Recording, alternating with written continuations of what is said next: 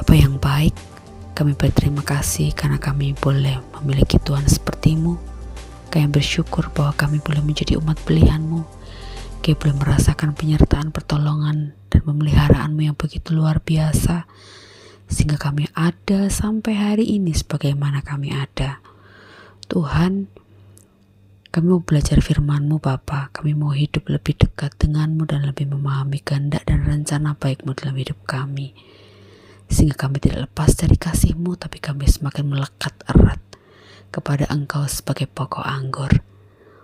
Urapi setiap kami Bapa, yang menyampaikan maupun yang mendengar, agar berita firman Tuhan yang akan kami nikmati dapat menjadi rema bagi setiap kami dan membuat kami terus bertumbuh kepada Tuhan. Kami siap untuk terima berkat firman Tuhan dalam nama Tuhan Yesus Kristus. Haleluya, amin. Firman Tuhan hari ini diambil dari Ibrani 13 ayat 5. Janganlah kamu menjadi hamba uang dan cukupkanlah dirimu dengan apa yang ada padamu. Karena Allah telah berfirman, aku sekali-kali tidak akan membiarkan engkau dan aku sekali-kali tidak akan meninggalkan engkau. Ketika seseorang merasa tidak cukup akan sesuatu hal, maka perasaan diabaikan atau tidak dipedulikan akan muncul seiring dengan perasaan tidak cukup tadi.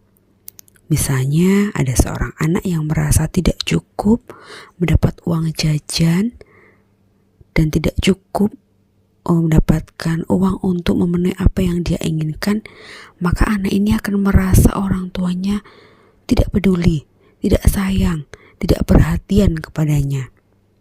Hal yang sama juga terjadi atas karyawan kepada perusahaan. Bisa saja terjadi dalam diri rakyat kepada negaranya, dan bahkan dalam diri umat Tuhan kepada Bapa.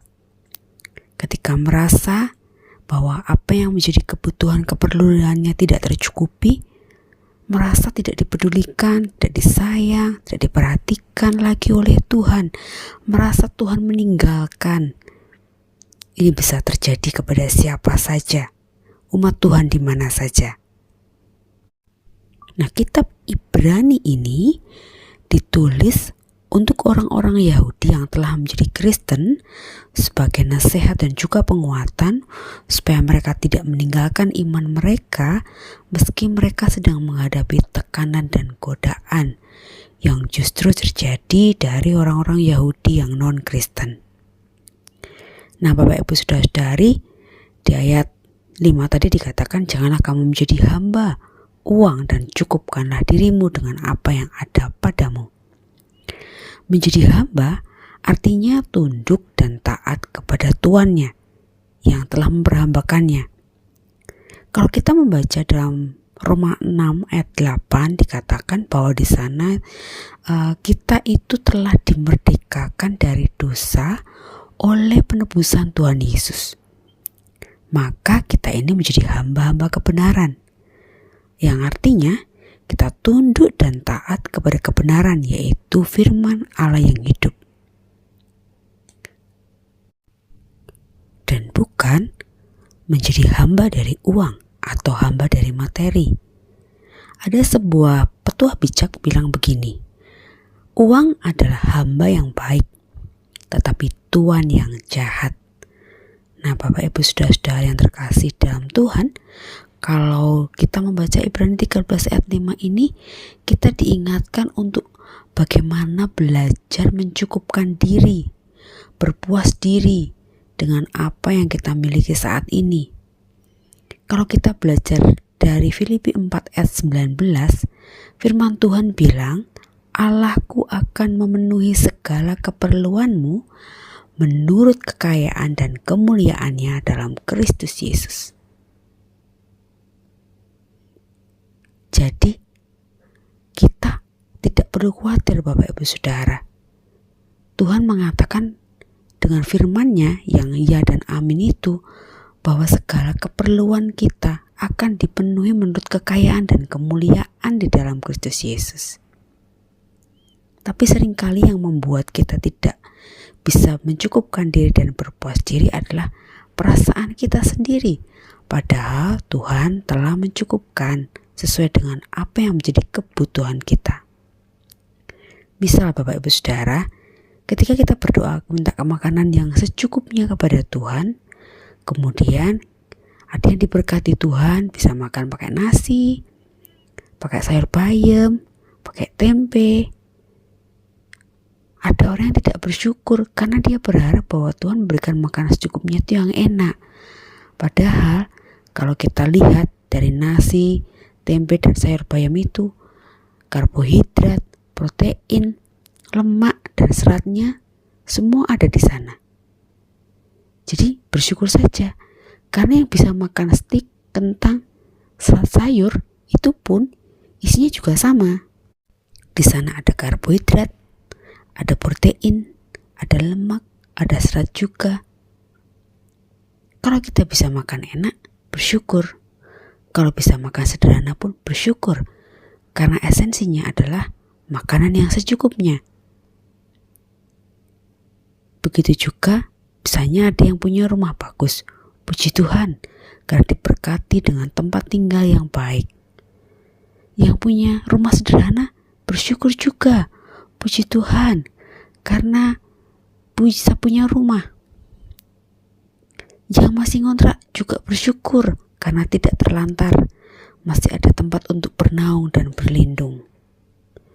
Ketika kita mencukupkan diri, kita belajar memuaskan diri kita dengan apa yang kita terima dari Tuhan saat ini, maka dalam diri kita akan mengalir ucapan syukur. Karena apa yang Tuhan berikan itu sungguh sangat luar biasa. Baik hal-hal yang bersifat jasmani maupun rohani. Dalam segala keadaan kita tetap bisa merasa tenang, merasa aman. Itu juga merupakan berkat yang daripada Tuhan. Yang kedua, kita perlu memahami bahwa kita itu tidak pernah dibiarkan dan tidak pernah ditinggalkan sendirian oleh Tuhan. Ketika seseorang merasa tidak ada support system dalam hidupnya, merasa tidak punya seseorang yang dapat diandalkan atau dapat dipercaya, itu akan menimbulkan perasaan sendirian, merasa sendiri. Jika terus-menerus merasa kesepian, merasa sendirian, maka hal tersebut dapat berakibat seseorang menjadi mudah merasa lelah, insecure, insomnia atau susah tidur, cemas yang berlebihan, dan lama-lama bahkan bisa jadi stres atau depresi, Bapak Ibu Saudara. Ibrani 13 ayat 5b mengingatkan kita, Tuhan tidak akan membiarkan kita, tidak akan meninggalkan kita, sekali-kali pun tidak. Tuhan begitu luar biasa dan setia. Bapak Ibu Saudara bisa membuka di dalam Mazmur 121, lalu membaca ayat 1 sampai 8. Di sana dikisahkan bagaimana tentang penjagaan Tuhan yang dikatakan sebagai Tuhan penjaga Israel. Kita ini Israel rohani. Kita pun ditolong, dijaga oleh Tuhan. Kalau kita baca ayat 3 sampai 4, firman Tuhan bilang, Ia takkan membiarkan kakimu goyah, penjagamu tidak akan terlelap. Sesungguhnya tidak terlelap dan tidak tertidur penjaga Israel. Bapak Ibu Saudara, barusan kan ini melewati tahun ajaran baru ya untuk di sekolah-sekolah. Nah biasanya anak-anak ini kalau setelah belajar malam gitu atau sore, mereka biasanya akan menyiapkan materi untuk sekolahnya besok kan. Nata buku, kemudian siapin alat tulisnya, masukin tas, semuanya sudah beres. Biasanya anak-anak lalu disuruh pergi tidur cepat-cepat gitu ya, supaya tidak telat tidur, biar besok tidak telat bangun, jadi tidak telat masuk sekolah. Tapi sementara anak-anak tidur, orang tuanya justru sibuk ya. Apalagi biasanya kaum ibu akan sibuk untuk menyiapkan bekal buat anaknya besok. Mulai nyicil-nyicil masak kadang supaya besok tidak repot gitu ya.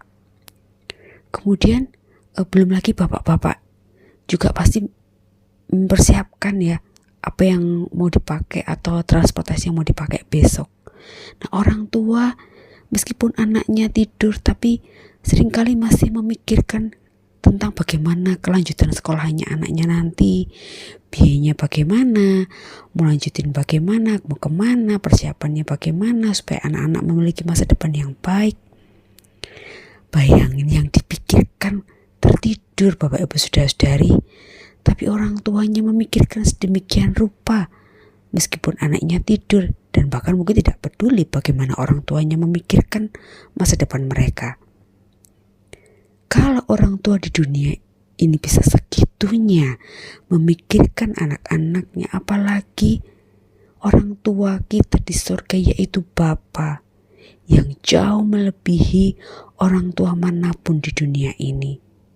Kita ini anak-anak yang telah dipilih oleh Tuhan, telah ditentukan menjadi orang-orang pemenang, menjadi umat pilihan Tuhan. Kita ada dalam pemikiran dan rencana Tuhan yang luar biasa. Tidak mungkin kok namanya umat yang sudah dipilih, ditebus secara khusus, lalu diabaikan dan ditinggalkan. Mari kita percayakan hidup kita kepada Tuhan. Jangan berpikir berlebihan Bapak Ibu Saudara-saudari, sampai itu melampaui kemampuan kita berpikir dan membuat kita cemas, depresi. Kalau kita baca dalam Roma 12 ayat 3b dikatakan begini, jangan kamu memikirkan hal-hal yang lebih tinggi daripada yang patut kamu pikirkan. Tetapi hendaklah kamu berpikir begitu rupa sehingga kamu menguasai diri menurut ukuran iman yang dikaruniakan Allah kepada kamu masing-masing. Jangan berpikir lebih tinggi daripada yang kita sanggup pikirkan. Karena itu berarti bukan bagian kita, itu bagian Tuhan. Mari Bapak Ibu Saudara, kita belajar mencukupkan diri, memuaskan diri dengan apa yang telah kita terima dari Allah. Syukuri segala hal yang kita sudah terima. Jangan pernah merasa sendirian dalam perjuangan Bapak Ibu Saudara-saudari. Roh Kudus senantiasa menolong kita, menyertai kita. Kita tidak bisa melihat fisiknya, tetapi melalui karya Roh Kudus sebagai Roh Tuhan sendiri itu terus menyertai setiap langkah kita, dan bahkan dikatakan oleh firman Tuhan, berdoa bagi kita kepada Bapa. Sebagai bentuk betapa Tuhan itu adalah penolong yang senantiasa setia menyertai hidup kita Bapak Ibu Saudara-saudari. Sebagai penutup saya baca sekali lagi Ibrani 13 ayat 5. Janganlah kamu menjadi hamba uang, dan cukupkanlah dirimu dengan apa yang ada padamu. Karena Allah telah berfirman, aku sekali-kali tidak akan membiarkan engkau, dan aku sekali-kali tidak akan meninggalkan engkau. Tuhan, kami percaya Engkau Tuhan yang setia, yang sekali-kali tidak akan membiarkan kami dan sekali-kali tidak akan meninggalkan kami. Kau Tuhan yang senantiasa menyertai langkah hidup kami, Tuhan. Ampuni kami kalau kami merasa seringkali diabaikan, tidak dipedulikan, hanya karena ketika kami ada dalam pergumulan dan kekurangan. Tuhan, kami percaya Engkau adalah Jehovah Jireh, Engkau menyediakan semua yang kami butuhkan dan perlukan menurut kekayaan dan kemuliaan-Mu. Oleh sebab itu, ajari kami untuk senantiasa mensyukuri apa yang Tuhan sudah berikan dan akan berikan dalam hidup kami, supaya kami menjadi hamba kebenaran dan bukan menjadi hamba uang. Tolonglah kami Bapa, agar kami senantiasa pegang teguh kepada Tuhan, tidak melepaskan iman percaya kami, tidak goyah iman percaya kami, bahwa Engkau terus menyertai kami sampai akhir zaman. Berkati setiap kami Bapa, agar iman, pengharapan, dan kasih kami terus semakin bertumbuh di dalam Engkau.